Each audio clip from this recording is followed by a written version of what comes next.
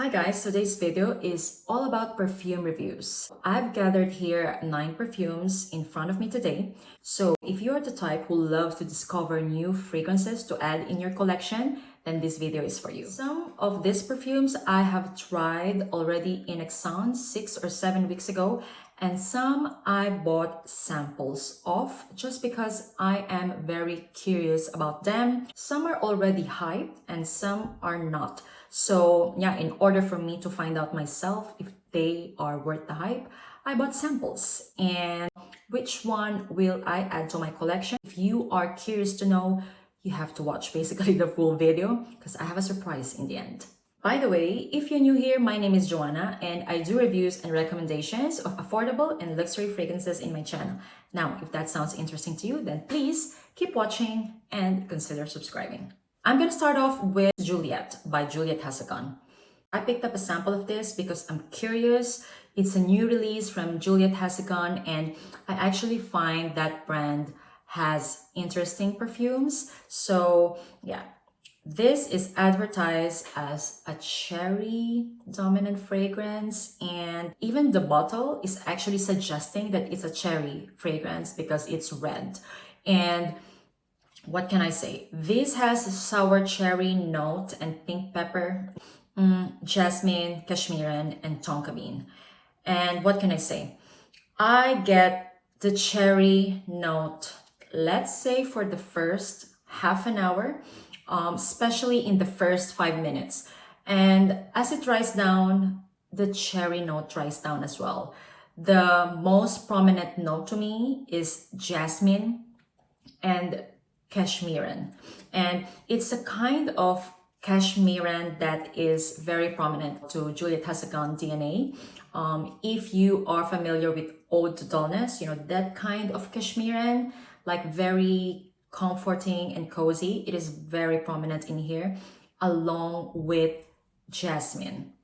And I don't know, I feel like there's a certain ambroxan note in here as well, which is a typical DNA as well of Juliette Hassacan, and I get that too. And the final dry down of this is basically jasmine, ambroxan, and cashmeran on my skin. So if you're a fan of jasmine and cashmeran combo, and if you love that cashmeran ambroxan DNA of Juliette Hassacan, then this might spark your interest. When it comes to longevity and projection, this is quite moderate, lasted around 4 to 6 hours with moderate projection. I must say first 3 hours has moderate projection and then it kind of turned into skin scent. Will I buy this perfume? No, because I'm not a fan of that cashmeran and ambroxan combo of Juliette Hassacan. So my final thought about this is that it is more of a jasmine scent than cherry. Yeah, so if that sounds interesting to you, then go check it out in your nearest perfume shop. This can be found in Sephora as well. Next is the newest release of Initio. This has been out for quite some time. However, I only managed to get a sample now. And this is called Narcotic Delight. And I know that this was quite hyped already. And what can I say? I love the opening of this fragrance as it has that cherry cola feel, almost like a cherry flavored Dr. Pepper. And then as it dries down, the tobacco and cognac starts peeking through. It is so good, so sexy. This I find like a very complex fragrance because it takes you to different phases, like from a cherry flavored Dr. Pepper, then into like a sexy tobacco and cognac scent. And until that point, I actually love it. But then the dry down on me is just vanilla with some booziness, like the cherry is gone. And I forget to mention that this is kind of advertised as a boozy cherry, but the final dry down of this is just boozy vanilla, in my opinion. If the opening of this stayed as it is, I think I will consider buying this fragrance, but then the dry down is just boozy vanilla for me. Like, I know that a lot of people are comparing this to Initio Side Effect as well. I don't get that.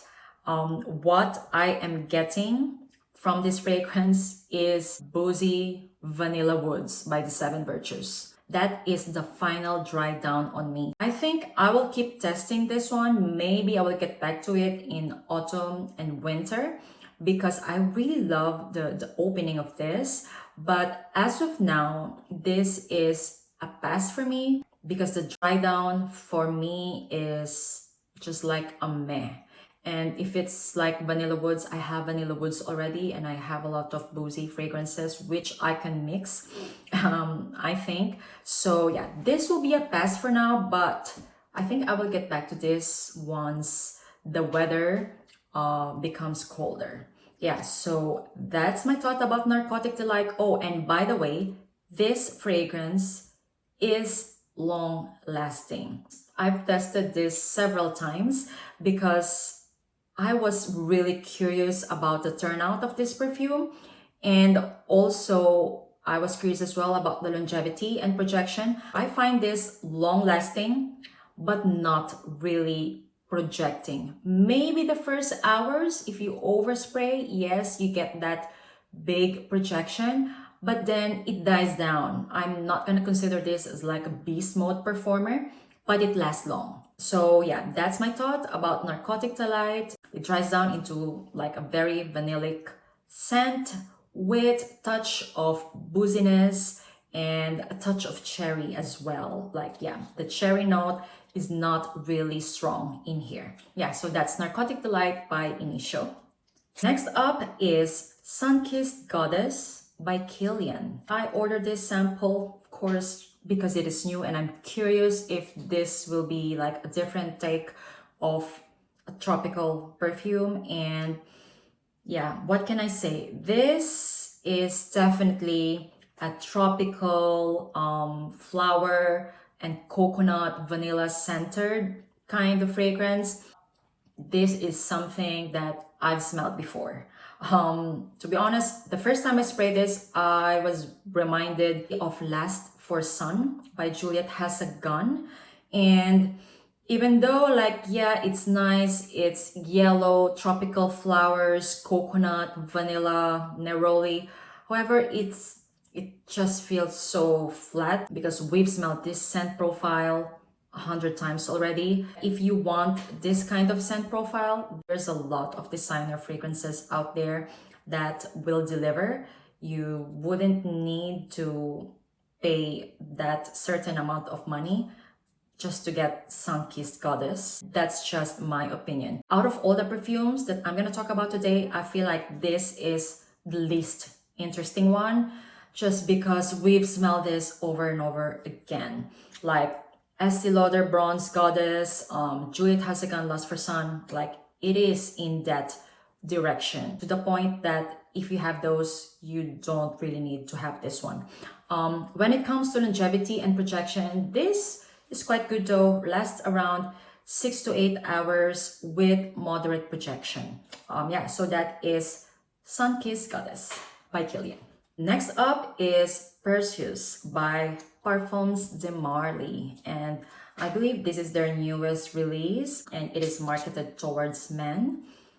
And what can I say? This is a citrusy, woody fragrance. We've smelled this before. This is not really new. And if you're familiar with Terre d'Hermès, it is basically the DNA of this. And if you want something that just smells exactly like this, the Terre d'Hermès Vetiver and also Terre d'Hermès Givre, I don't know if I pronounce it right, smells exactly like this. So you don't really have to spend that much money if you just want this kind of scent profile. I love this kind of scent profile, by the way, yeah?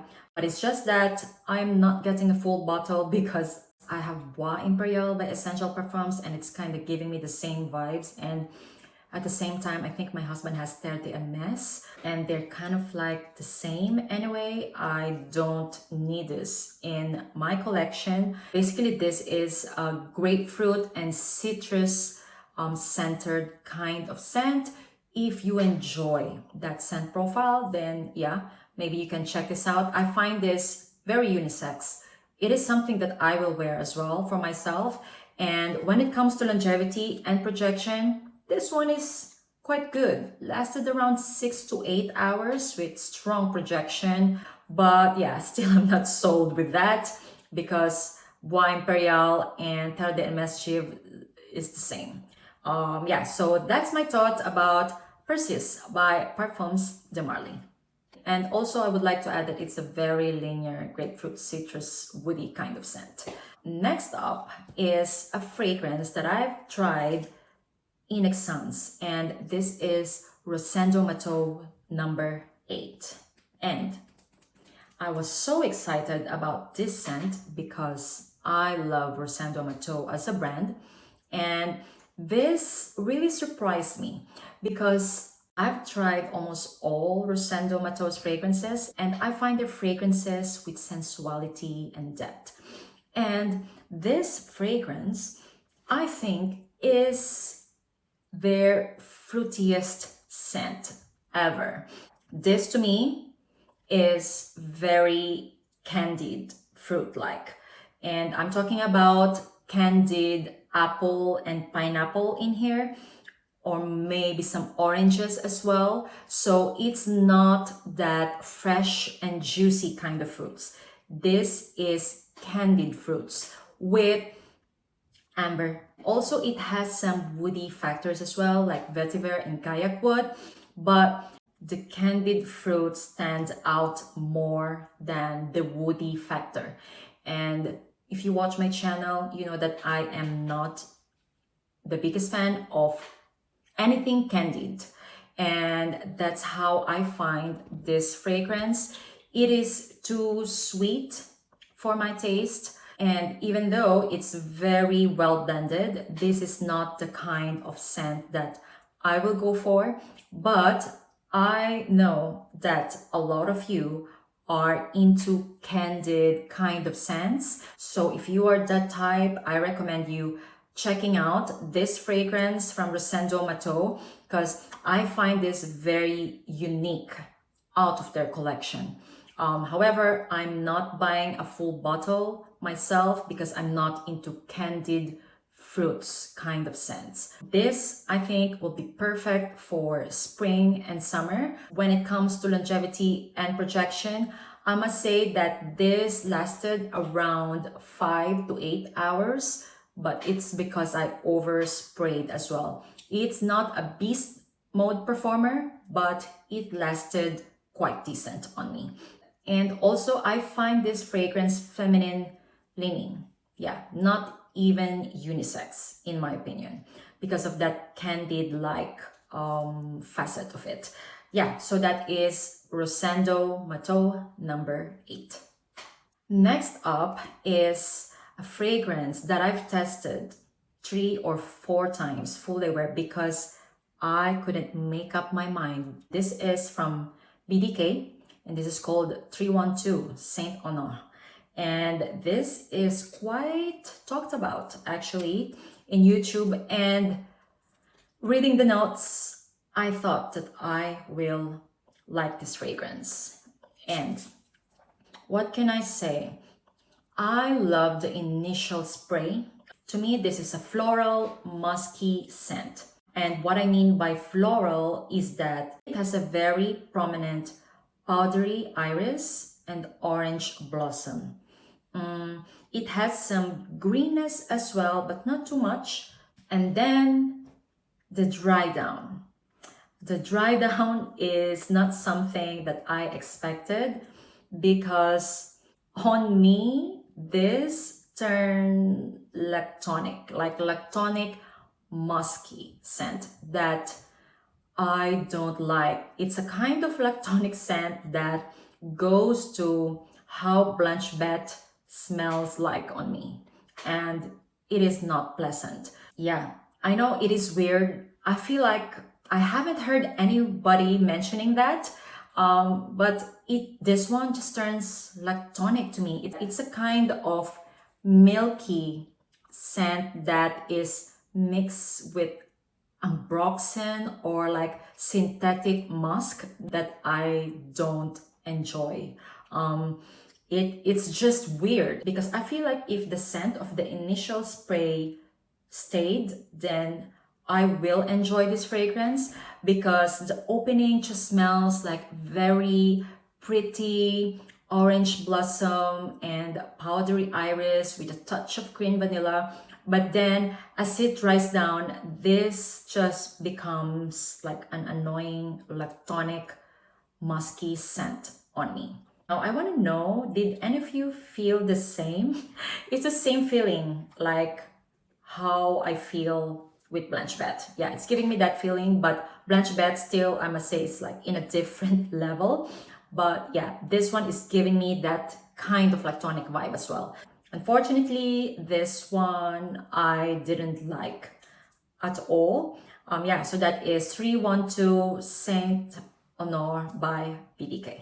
And by the way, the longevity and projection of that perfume is moderate, let's say 4 to 6 hours, and it doesn't really project wildly, but you know that it's there the whole time of wearing it. Okay, I know that this is a long video, but guess what? We're just gonna roll with it because these are interesting perfumes. Next up is a fragrance that is very much talked about in YouTube and Instagram, I think.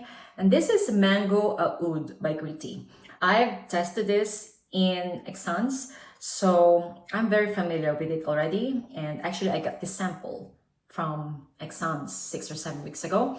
And basically, this smells amazing on paper, okay? You will definitely get that fresh burst of mango and guava in the beginning with some citruses as well.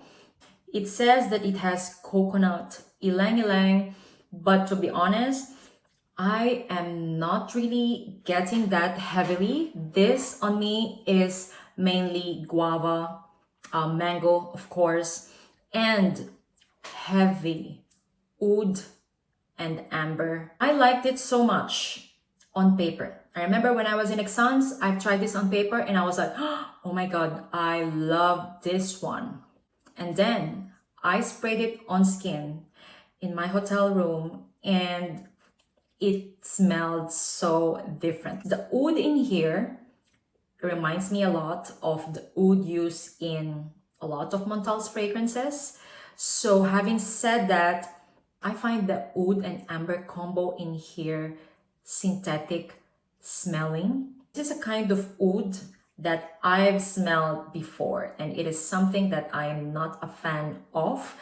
And yeah, I know that this is very hype, but my personal opinion is that it doesn't smell like tropical at all, and it is more oudi for me.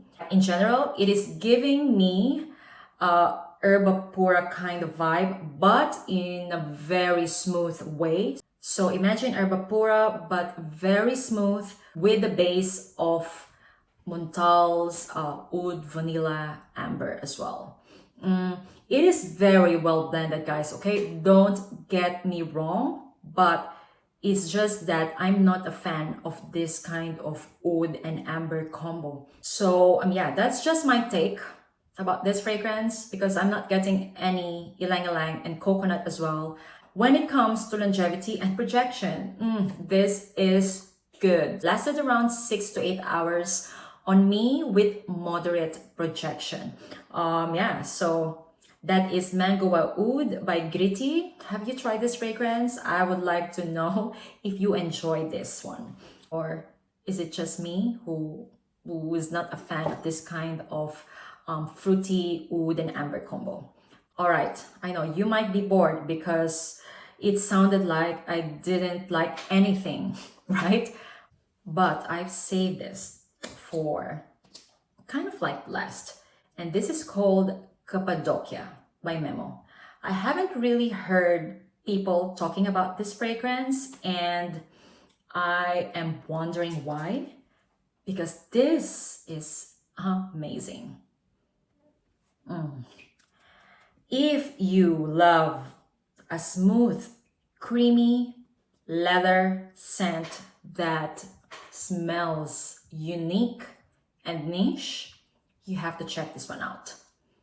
This has saffron, benzoin, frankincense, and sandalwood that are extremely well blended, to the point that I am actually getting leather note in here as well.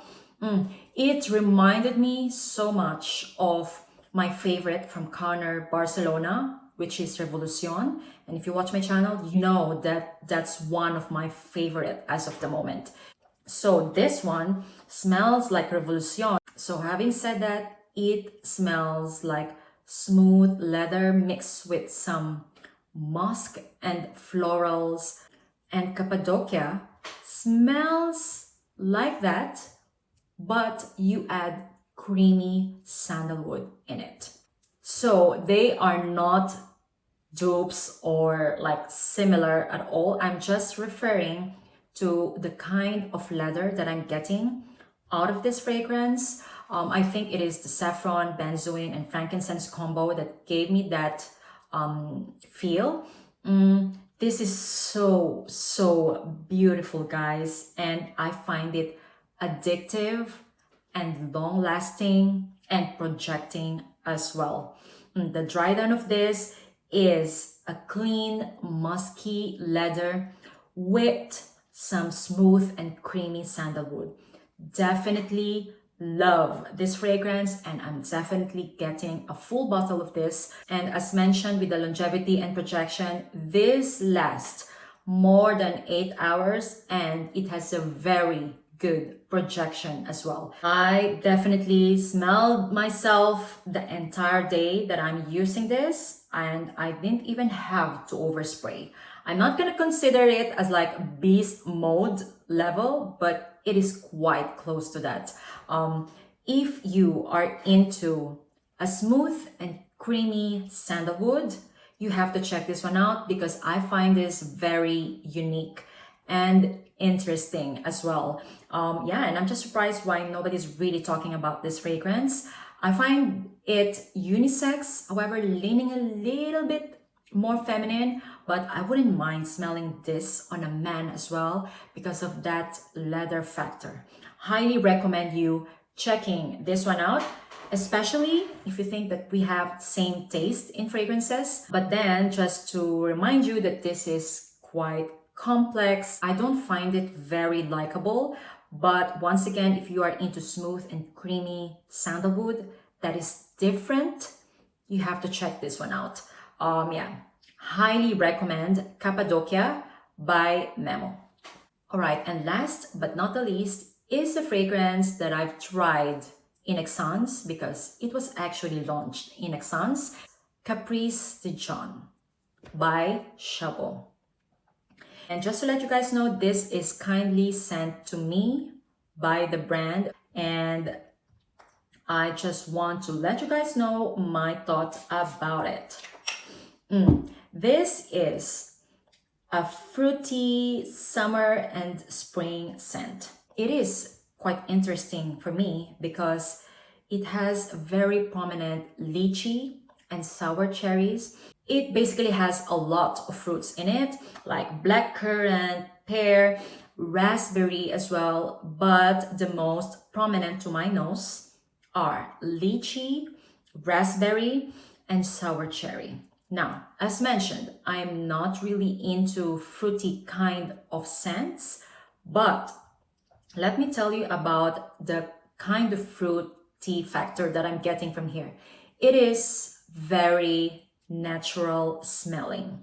And having said that, I really enjoyed this perfume. This is from a brand called Chabaud, and this is a family-owned business from the south of France. Having said that, this definitely has a vibe of French perfumery. Very natural smelling, not synthetic at all. So I enjoy that. This particular perfume is inspired by Middle Eastern journey mixed with sour cherry picking in the south of France. So having said that, this has an oriental kick in it because it has oud, amber, and musk in the base. I'm telling you guys, it is very well blended, meaning I don't find any synthetic kind of smell in this fragrance. It is basically just natural smelling fruity scent.